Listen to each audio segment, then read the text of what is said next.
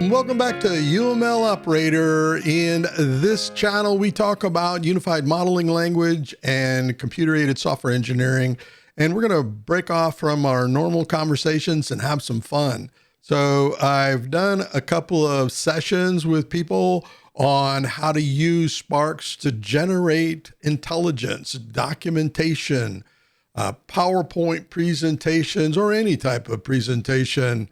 Methods and procedures documentation. We know that Sparx is built on a SQL database. So what that means is as you're gathering intelligence, you're able to access that SQL data and use it for many things, including AI, machine learning on your own data, your own intelligence. So in the next probably 2 or 3 episodes, I'm going to try to keep these short, but if I did the whole thing, it would be hours long.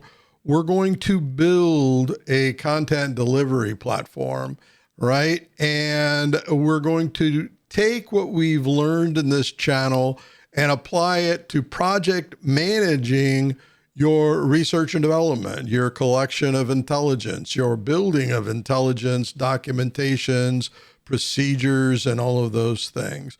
And we're going to produce this in a couple of forms. Number one is going to be in or for PowerPoint presentations. And I say PowerPoint because most of my clients, that's what they use. But again, it could be any presentation platform, including Sparx itself. I've shown you how to do this in this channel. You're able to build slideshow and step through your models and the points that you want to make in collecting your material. And then we're going to talk about what I primarily use Sparx for when it comes to driving content, and that's building video content. We do a lot of videos for companies that are under NDA, non-disclosure agreement, so it's proprietary information we can't share here on YouTube.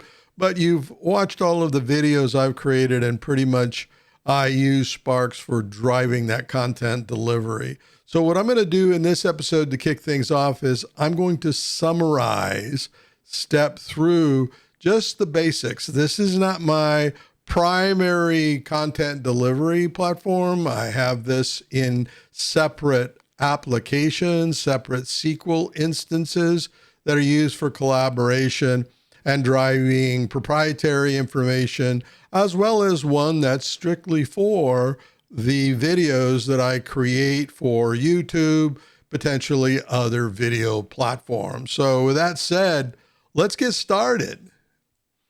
All right, let's start out by talking about the layout, the workspace layout that I work in. This is the default layout. You've all learned this, factory default when you install and load Sparx. So we got browser on the left, we have properties in the right, notes in the lower right. So this is very limited productivity for me. So what I do is I have configured, and you've all learned this, workspace layouts that are very productive for me. So in this particular case, I have toolbox on the left. I have focus within the tabs of the toolbox window. So focus, this allows me to get to model views, recent diagrams and elements that I'm working on, and much more, including the library.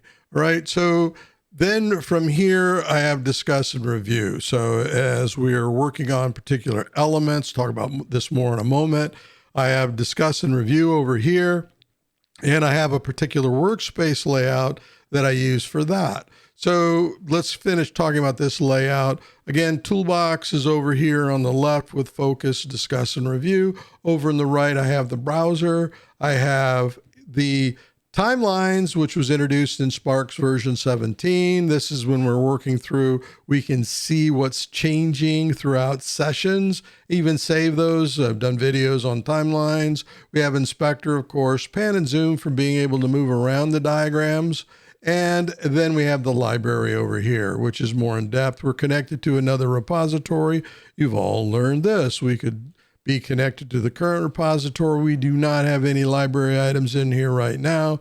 And the UML demo repository has all of this material in it. So that I'm able to share and move between those. In the lower right, we have notes, and then we have properties. We have traceability, not really necessary, but I like this down here in my common view. We have features. That's when we're building operations and features within particular elements that we're discussing and collecting intelligence on and so on. A system output, this is for simulation and scripting, and of course scripting itself, all right? And then we've got document, if there's any documents attached to the elements. All of this you have learned throughout this channel in many different episodes.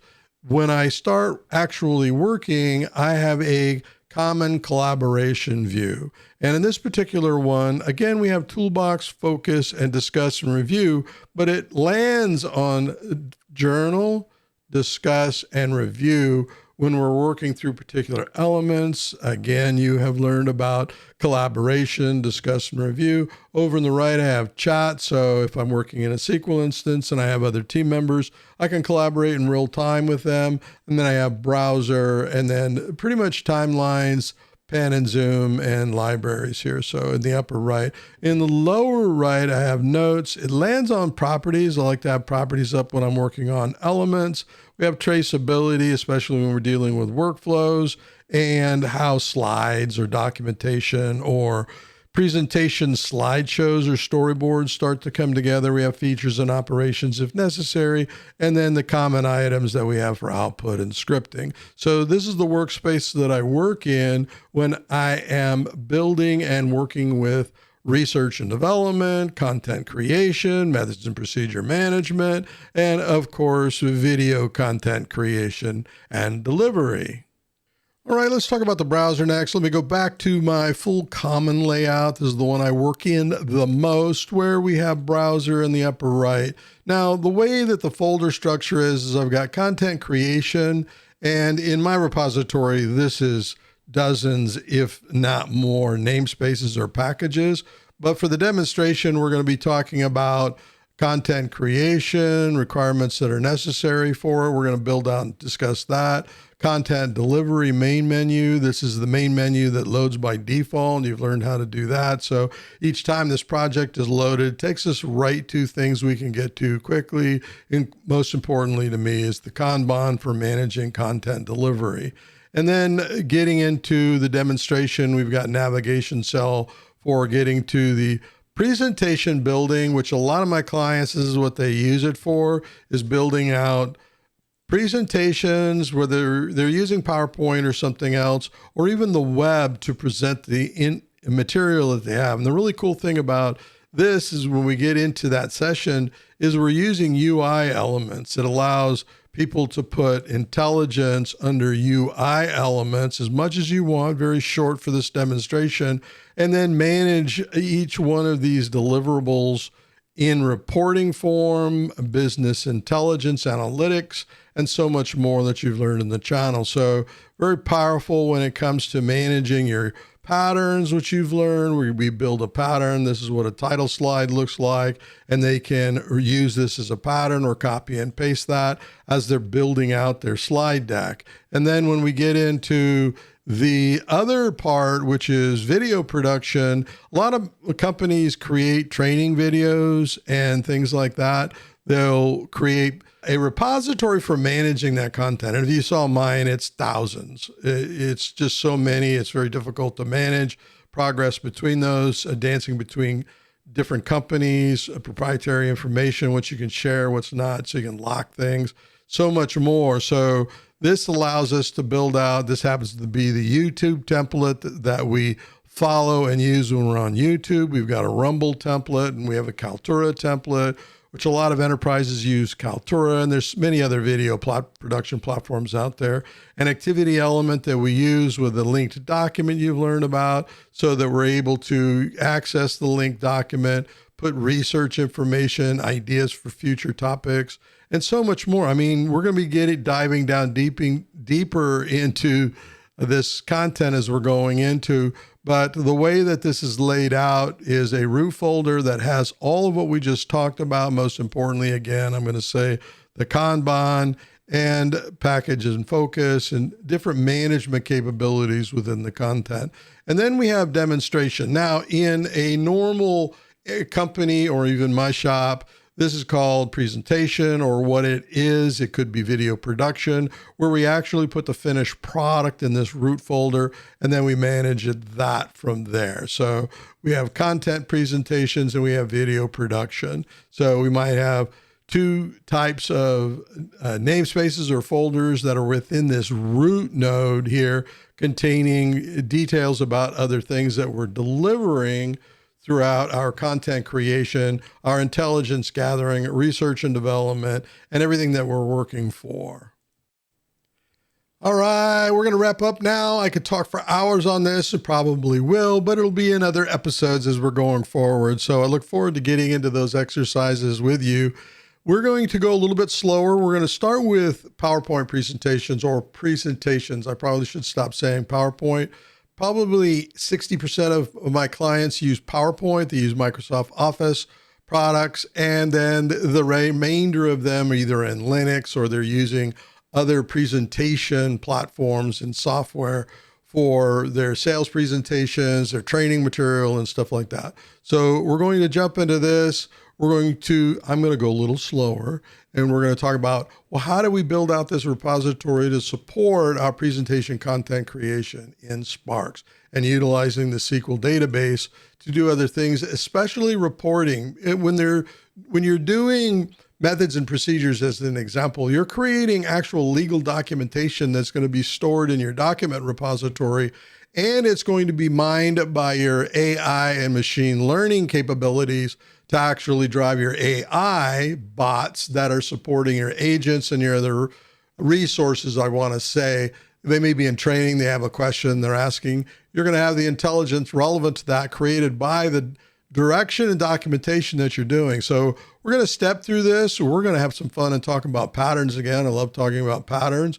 When we get in over on the browser over here on the right, we have patterns. I have a ton of patterns that we use, and we use patterns to, hey, I want to bring in a slide. So we'll have a content creation repository for that, where we can just drag and drop in a slide fully loaded with everything that's necessary for that particular slide. And then from this, we can wireframe this out. We're using the UI toolbox. You could use the wireframe or web toolbox to do the same thing. That's where these elements actually came from, is from the web, but you're going to learn the web UI. I should say, you can read it across the top here. Elements where you can put in names, and you can put in a lot of intelligence included, links to other repositories and information just right at this particular element, just a ton of stuff on it.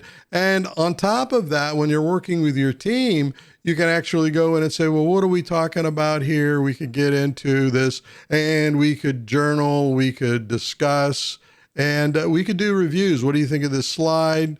And everyone could agree and approve on it before it goes out to a sales client or to a training team, and so on. So I could go forever, and I better stop because this is already getting too long.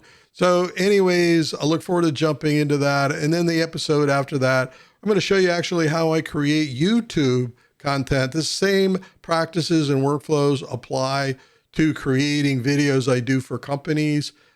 For AT&T, I did probably over 4,000 videos, training videos, talking about project deliveries. You get into a project, you're going to be laying out your architecture. You're going to be putting out videos that explain your architecture to technical and non-technical.